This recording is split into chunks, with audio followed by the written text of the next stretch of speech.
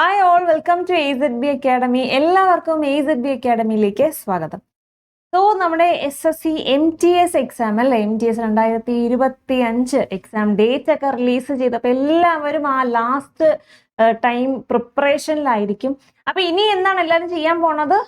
Maximum ഓടിച്ച് full എവിടെയൊക്കെ important ടോപ്പിക്കുകൾ ഏതൊക്കെയാണോ അതൊക്കെ കവർ ചെയ്യാനായിരിക്കും ശ്രമിക്കുക അല്ലേ. അപ്പൊ February 4 എക്സാം സ്റ്റാർട്ട് ചെയ്യുകയാണ്. അപ്പൊ നമുക്കറിയാം MTS ഏറ്റവും ഇമ്പോർട്ടൻറ്റ് ഭാഗം എന്ന് പറയുന്നത് ാണ് GK session plus current affairs plus English ആണ്. അപ്പൊ GKയിൽ നിങ്ങൾ എന്തൊക്കെ നോക്കണം, ഏതൊക്കെ ഇമ്പോർട്ടൻറ്റ് കാര്യങ്ങൾ ശ്രദ്ധിക്കണം, എന്തൊക്കെയാണ് ഇമ്പോർട്ടൻറ്റ് ടോപ്പിക്കുകൾ എന്നൊക്കെ നമ്മൾ കഴിഞ്ഞ വീഡിയോയിൽ ഡിസ്കസ് ചെയ്തിട്ടുണ്ട്.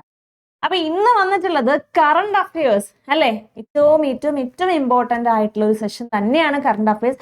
അപ്പൊ കറണ്ട് അഫയേഴ്സിൽ നിങ്ങൾ ഏതൊക്കെയാണ് ശ്രദ്ധിക്കേണ്ടത്, ഏത് ടൈം പീരീഡ് കറണ്ട് അഫയേഴ്സിനാണ് കൂടുതൽ ഇമ്പോർട്ടൻസ് കൊടുത്ത് പഠിക്കേണ്ടത്, ഏതൊക്കെ ടോപ്പിക്കുകളിൽ ഇമ്പോർട്ടൻസ് കൊടുക്കണം ഒക്കെ ഈ വീഡിയോയിൽ നമുക്ക് നോക്കാം.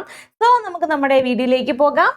അപ്പോൾ നിങ്ങൾക്കറിയാം എക്സാം പാറ്റേൺ എന്താണെന്ന് എല്ലാവർക്കും അറിയാം. എന്നിരുന്നാലും ഒരാൾക്കെങ്കിലും അറിയില്ലെങ്കിൽ അയാൾ ഒന്ന് അറിഞ്ഞിരിക്കണമല്ലോ അല്ലേ. അപ്പൊ എക്സാം പാറ്റേൺ എന്താണെന്ന് നിങ്ങൾക്ക് ഏകദേശം ഒരു ഐഡിയ കിട്ടിക്കാണും. അപ്പൊ അറിയാത്തവർ ഒന്ന് ശ്രദ്ധിച്ചേക്കുക. ഇതിൽ നിങ്ങൾ ഒരുപാട് ടൈം റീസണിങ്ങും മാത്സിനും വേണ്ടി ചെലവഴിക്കരുത്.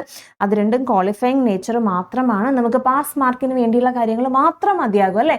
ജസ്റ്റ് 12 ക്വസ്റ്റ്യൻസ് കംപ്ലീറ്റ് കറക്റ്റ് ആയി, ഒരു നെഗറ്റീവ് ഇല്ലെങ്കിൽ അത് മതി ആ ഒരു സെക്ഷൻ ക്ലിയർ ആവാൻ. അല്ലെങ്കിൽ 12 ക്വസ്റ്റ്യൻസ് അറ്റൻഡ് ചെയ്താൽ അത് ഉണ്ടെങ്കിൽ, അതായത് 12 ഒരു ക്വസ്റ്റിന് 3 മാർക്ക് വെച്ച് 36 മാർക്ക് ഉണ്ടെങ്കിൽ ഫസ്റ്റ് സെഷൻ നിങ്ങൾക്ക് ക്ലിയർ ആവാനായിട്ട് സാധിക്കും. അപ്പൊ അത്രയും ഇമ്പോർട്ടൻസ് മാത്രമേ അതിന് കൊടുക്കാവൂ. ബാക്കി importance GK, English, current affairs അതിന് കൊടുക്കുക. അപ്പൊ കറണ്ട് അഫയേഴ്സിൽ തന്നെ എവിടെയൊക്കെ നിങ്ങൾ ശ്രദ്ധിക്കണം, ഏതൊക്കെയാണ് ഇമ്പോർട്ടൻ്റ് ആയിട്ടുള്ള ഏരിയാസ് ഏതൊക്കെയാണ്. അപ്പൊ ഏറ്റവും ഇമ്പോർട്ടൻ്റ് എന്ന് പറയേണ്ടത് ഗവൺമെന്റ് സ്കീംസ് ആൻഡ് ഇനിഷ്യേറ്റീവ്സ് അല്ലെ, ഗവൺമെന്റ് പ്രോഗ്രാംസ്, അതിനൊക്കെ നല്ല രീതിയിൽ നല്ല ഫോക്കസ് കൊടുക്കുക. എസ്പെഷ്യലി സെൻട്രൽ ഗവൺമെന്റ് സ്കീംസും കാര്യങ്ങളിലൊക്കെ ഒരുപാട് ഫോക്കസ് ചെയ്ത് നിങ്ങൾ നോക്കുക കേട്ടോ. സെൻട്രൽ അതുപോലെ തന്നെ സ്റ്റേറ്റ് ഗവൺമെന്റ് സ്കീമുകളും എന്താണ് പ്രോഗ്രാംസ്, ഇനിഷ്യേറ്റീവ്സ്, അതിനൊക്കെ കൂടുതൽ ഇമ്പോർട്ടൻസ് കൊടുക്കുക. സെൻട്രലിന് കുറച്ച് കൂടുതൽ ഊന്നൽ കൊടുക്കുക. അപ്പൊ അതിന് അലോട്ട് ചെയ്തിട്ടുള്ള എമൗണ്ടും കാര്യങ്ങളൊക്കെ നോട്ട് ചെയ്ത് വെക്കുക. ഇനി എന്താണ് ഈ സ്കീംസിൽ തന്നെ ഏറ്റവും ഇമ്പോർട്ടൻസ് കൂടുതൽ കൊടുക്കേണ്ടത് എസ്പെഷ്യലി അഗ്രികൾച്ചറുമായിട്ട് റിലേറ്റ് ചെയ്തിട്ടുള്ള, അതായത് ഫാമേഴ്സുമായിട്ട് റിലേറ്റ് ചെയ്തിട്ടുള്ള സ്കീം, അതുപോലെ തന്നെ ഇൻഫ്രാസ്ട്രക്ചറുമായിട്ട് റിലേറ്റ് ചെയ്തിട്ടുള്ള സ്കീംസ്, അതായത് ഈ റോഡ് ഇൻഫ്രാസ്ട്രക്ചറിലെ ഏറ്റവും ഇമ്പോർട്ടൻറ്റ് തന്നെയാണ് റോഡ് ഡെവലപ്മെന്റ്. അപ്പോൾ അങ്ങനെ വരുന്ന സ്കീമുകൾ ഇമ്പോർട്ടൻ്റ് ആയിട്ട് തന്നെ നോക്കാം. ദെൻ വില്ലേജ് ഡെവലപ്മെന്റിന് വേണ്ടിയിട്ട് വരുന്ന സ്കീമുകൾ, അപ്പോൾ ഇത് ഇത്രയും ഇമ്പോർട്ടൻ്റ് തന്നെയാണ്.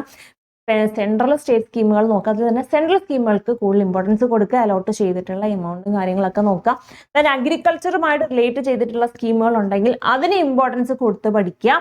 സ്പെഷ്യലി ഫാമേഴ്സ് റിലേറ്റഡ് ആയിട്ടുള്ള സ്കീമുകൾ, അതുപോലെ infrastructure development, village development, road infrastructure, അപ്പൊ അതിനൊക്കെ കൂടുതൽ ഫോക്കസ് ചെയ്യുക. ഓക്കെ, സ്പോർട്സിന്റെ കേസ് വരികയാണെങ്കിൽ സ്പോർട്സിൽ നിങ്ങൾ നോക്കേണ്ടത് മെയിൻ ആയിട്ടും അതിന്റെ വെന്യൂ, എവിടെയാണ് നടന്നത്, ഇമ്പോർട്ടൻ്റ് ആയിട്ടുള്ള ഇവന്റുകളുടെ വെന്യൂ, അതുപോലെ തന്നെ ഒളിമ്പിക്സ്, പാരാലിമ്പിക്സ് ടൈപ്പ് ഇവന്റുകൾ, അതിൽ വിന്നേഴ്സിന്റെ കാര്യങ്ങൾ, അതൊക്കെ ഡീറ്റെയിൽ ആയിട്ട് നോക്കുക. ഏതൊക്കെ നേഷനാണ് കാര്യങ്ങൾ നോക്കുക. എസ്പെഷ്യലി സ്പോർട്സിലെ വെന്യൂ, വിന്നേഴ്സിന്റെ ഇമ്പോർട്ടൻ്റ് ആയിട്ടുള്ള ഗെയിംസിന്റെ പാർട്ടിസിപ്പേറ്റിംഗ് കൺട്രീസും അതുപോലെ തന്നെ വിന്നേഴ്സിന്റെ ലിസ്റ്റ് നിങ്ങൾ നോക്കി വെക്കുക, winners list. Then awards and ഓണേഴ്സിന്റെ കാര്യം വരികയാണെങ്കിൽ അവാർഡ്സ് ആൻഡ് ഓണേഴ്സ് അല്ലെ, കഴിഞ്ഞ 2025 നമ്മൾ ഈ കറണ്ട് അഫയേഴ്സ് പറയുമ്പോൾ മൊത്തം നിങ്ങൾ ഈ ഒരു വർഷം മുഴുവനായിട്ടുള്ള കറണ്ട് അഫയേഴ്സ് നിങ്ങൾ പഠിക്കാൻ നിൽക്കരുത്. ഏറ്റവും നല്ലത്, ഏറ്റവും ബെറ്റർ എന്ന് പറഞ്ഞാൽ കഴിഞ്ഞൊരു പാസ്റ്റ് 6 മാസത്തെ കറണ്ട് അഫയേഴ്സ് നോക്കുന്നതായിരിക്കും ഏറ്റവും നല്ലത്. ഇപ്പോൾ ജാനുവരി ഫെബ്രുവരി എക്സാംസിന്റെ കറണ്ട് അഫയേഴ്സ് നിങ്ങൾ പഠിക്കുകയാണെങ്കിൽ തൊട്ട് മുന്നത്തെ വർഷം, അതായത് ഇപ്പോൾ ഫെബ്രുവരിയിലാണ് നിങ്ങളുടെ എക്സാം അല്ലെ, ഫെബ്രുവരി ആദ്യമാണ്. അപ്പൊ ജാനുവരി നിങ്ങൾ വലുതായിട്ട് നോക്കണ്ട. ഈ കഴിഞ്ഞ ജൂൺ മുതൽ ഡിസംബർ വരെയുള്ള കറണ്ട് അഫയേഴ്സ് നിങ്ങൾ കറക്റ്റ് ആയിട്ട് നോക്കി വെക്കുക. ജൂൺ ടു ഡിസംബർ ആയിരിക്കും നിങ്ങൾക്ക് ഇമ്പോർട്ടൻറ്റ്.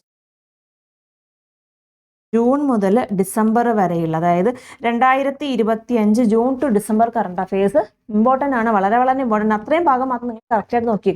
ഓവർലോഡ് ആകുമ്പോഴത്തേക്കും നമ്മൾ ഓൾറെഡി പഠിച്ചു വെച്ച പല കാര്യങ്ങളും നമ്മൾ മറന്നു പോകാൻ സാധ്യതയുണ്ട്. സോ അങ്ങനെ ഹെവി എന്താ ലോഡ് റീസെൻ്റ് ആയിട്ട് എക്സാം നിയർ ആയിട്ട് ഇരിക്കുന്ന സമയത്ത് heavy load കൊടുക്കാതിരിക്കുക.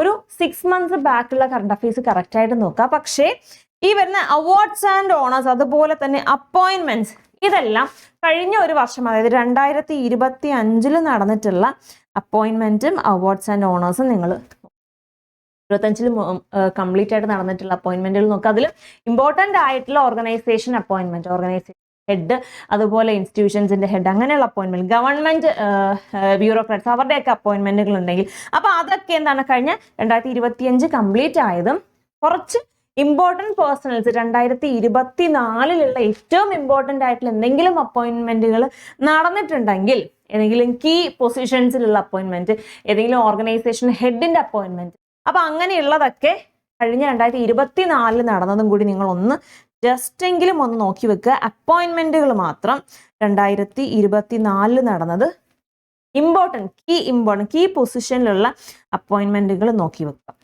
And awards and owners 2025 നോക്കുക, ഇമ്പോർട്ടൻ്റ് ആയിട്ടുള്ളതെല്ലാം നോക്കി വെക്കുക. ഇനി സ്പേസ് മിഷൻസ് പറയുകയാണെങ്കിൽ നമ്മുടെ ഇസ്രോയുടെയൊക്കെ എന്തെങ്കിലും സയൻസ് ആൻഡ് ടെക്നോളജിയിൽ ഇമ്പോർട്ടൻ്റ് ആയിട്ടുള്ള കാര്യങ്ങൾ, എസ്പെഷ്യലി ഈ ഇസ്രോയുടെ എന്തെങ്കിലും PSLV അങ്ങനെയുള്ള ലോഞ്ചിങ് കാര്യങ്ങൾ, അതൊക്കെ നോട്ട് ചെയ്ത് വെക്കുക. ആ ടൈപ്പ്, അതായത് ജനറൽ ആയിട്ടുള്ള അഡ്വാൻസ്മെന്റ്, ജനറൽ സയന്റിഫിക് അഡ്വാൻസ്മെന്റ് എല്ലാം ഈ ഒരു സ്പേസ് മിഷനിൽ കവർ ആകും. ഇമ്പോർട്ടൻ്റ് PSLV, ഇസ്രോയുടെ എന്തെങ്കിലും അങ്ങനെയുള്ള കാര്യങ്ങളൊക്കെ നോട്ട് ചെയ്ത് വെക്കാം. അപ്പോയിൻമെന്റ് നമ്മൾ ഓൾറെഡി പറഞ്ഞു കഴിഞ്ഞു. അപ്പോയിൻമെന്റ് 2025 അപ്പോയിൻമെന്റും, അതുപോലെ ഏറ്റവും ഇമ്പോർട്ടൻറ്റ് കീ പൊസിഷനിൽ 2024 നടന്ന അപ്പോയിൻമെന്റുകളോട് നിങ്ങളൊന്ന് ശ്രദ്ധിക്കുക. പിന്നെ റാങ്കിങ് ആൻഡ് ഇൻഡിസസ് ഏറ്റവും പ്രധാനം റീസൺ, അതായത് ഈ ഒരു 6 months, ഒരു 6 to 8 months നടന്ന റാങ്കിങ് ആൻഡ് ഇൻഡിസസ്, അതിൽ തന്നെ ഇന്ത്യയുടെ റാങ്ക് മസ്റ്റായിട്ട് നോക്കി വെക്കുക. ആ ഒരു റാങ്ക് അല്ലെങ്കിൽ റിപ്പോർട്ട് റിലീസ് ചെയ്ത അതോറിറ്റി, റിലീസിങ് ഓർഗനൈസേഷൻ ഏതാണെന്നുള്ളത് നിങ്ങൾ നോക്കി വെക്കുക. ദെൻ എത്ര കൺട്രീസ് പാർട്ടിസിപ്പേറ്റ് ചെയ്തു എന്ന കാര്യവും കൂടെ ജസ്റ്റ് അതിൽ നോക്കി വെക്കുക കേട്ടോ. ദെൻ ബുക്സ് ആൻഡ് ഓതേഴ്സ് ആണെങ്കിൽ ഒരുപാട് അങ്ങ് സ്റ്റാറ്റിലോട്ട് പോകണ്ട. നിങ്ങൾ ബുക്സ് ആൻഡ് ഓതേഴ്സ് പഠിക്കുമ്പോൾ ഒരുപാട് അങ്ങ് സ്റ്റാറ്റിൽ പോയി എല്ലാ ബുക്സും ഓതേഴ്സും പഠിക്കുന്നതിന് പകരം കറണ്ട് ആയിട്ട് വരുന്ന, റീസെന്റ് ആയിട്ട് വരുന്ന റിലേറ്റഡ് ആയിട്ടുള്ള ബുക്സ് ആൻഡ് ഓതേഴ്സ് വെക്കുക. ഓക്കെ, അപ്പോൾ ഒരുപാട് അങ്ങ് എല്ലാം പഠിക്കാൻ നിൽക്കണ്ട. ഈ ഒരു better 6 to 8 months, fast 6 months തന്നെ കറണ്ട് അഫയേഴ്സ് നോക്കാം. അതിൽ തന്നെ ഈ നമ്മൾ ഇമ്പോർട്ടൻ്റ് എന്ന് പറഞ്ഞ കാര്യങ്ങളെല്ലാം ഒരു 6 to 8 months, അപ്പോയിൻമെന്റും അവാർഡ്സ് ആൻഡ് ഓണേഴ്സും ഒക്കെ ഒരു കഴിഞ്ഞ ഈ വർഷം മൊത്തം 2025 മൊത്തമുള്ളത്. അപ്പൊ ഇത്രയൊക്കെ ആകുമ്പോൾ തന്നെ ഏകദേശം ഓൾമോസ്റ്റ് നിങ്ങളുടെ കണ്ടന്റുകളെല്ലാം കവേർഡ് ആയിക്കോളും. അപ്പോൾ ഇത് ഒരു പ്രാവശ്യം നോക്കിയാൽ പോരാ, ഒന്ന് റിവൈസ് ചെയ്യും, 2 പ്രാവശ്യം എങ്കിലും നിങ്ങളൊന്ന് റിപ്പീറ്റ് ചെയ്താലേ നമ്മൾ പഠിച്ച കാര്യങ്ങൾ നമുക്ക് ഓർമ്മയിൽ നിൽക്കുള്ളൂ. സോ നിങ്ങൾ റിപ്പീറ്റ് ചെയ്യാൻ മറക്കരുത്.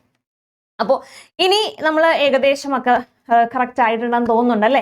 ഏകദേശം എല്ലാം സെറ്റ് ആയിട്ടുണ്ട്. അപ്പോൾ ഇനി എന്താണ്, ഇനി നല്ല തകർത്ത് വെച്ചിരുന്ന് പ്രിപ്പറേഷൻ കണ്ടിന്യൂ ചെയ്തു കൊള്ളുക. അപ്പോൾ അതോടൊപ്പം തന്നെ മോക്ക് ടെസ്റ്റുകൾ ചെയ്യുന്നുണ്ടല്ലോ അല്ലേ? മോക്ക് ടെസ്റ്റ് മസ്റ്റായിട്ടും ചെയ്ത് നോക്കാം. മോക്ക് ടെസ്റ്റ് ചെയ്ത് അതിൻ്റെ അനാലിസിസിന് വേണ്ടിയിട്ട് നമ്മളൊരു മോക്ക് ടെസ്റ്റ് സീരീസ് അല്ലെങ്കിൽ exam orientation crash course launch ചെയ്തിട്ടുണ്ട്. അപ്പോൾ ഒരു 25 days മാക്സിമം മോക്ക് ടെസ്റ്റ്, അതായത് 20 ഫുൾ ലെന്ത് ടെസ്റ്റുകളും അതിന്റെ അനാലിസിസും പോകുന്ന തരത്തിൽ നല്ല അടിപൊളി ഒരു സീരീസാണ്, എക്സാം സീരീസാണ് ലോഞ്ച് ചെയ്തിട്ടുള്ളത്. അപ്പൊ മറക്കാതെ പർച്ചേസ് ചെയ്യുക. 1500-ലധികം ചോദ്യങ്ങൾ ഇൻക്ലൂഡ് ചെയ്തിട്ടുള്ള റീസെന്റ് ടൈപ്പ് ക്വസ്റ്റ്യൻസ് ഇൻക്ലൂഡ് ചെയ്തിട്ടുള്ള സീരീസാണ്. മറക്കാതെ പർച്ചേസ് ചെയ്യുക, ചെയ്ത് നോക്കുക. പ്രിപ്പറേഷൻ ഡബിൾ സ്ട്രോങ്ങിൽ മുമ്പോട്ട് കൊണ്ടുപോവുക. അപ്പൊ മറ്റൊരു വീഡിയോ ആയിട്ട് വീണ്ടും കാണാം. Thank you, bye bye, see U.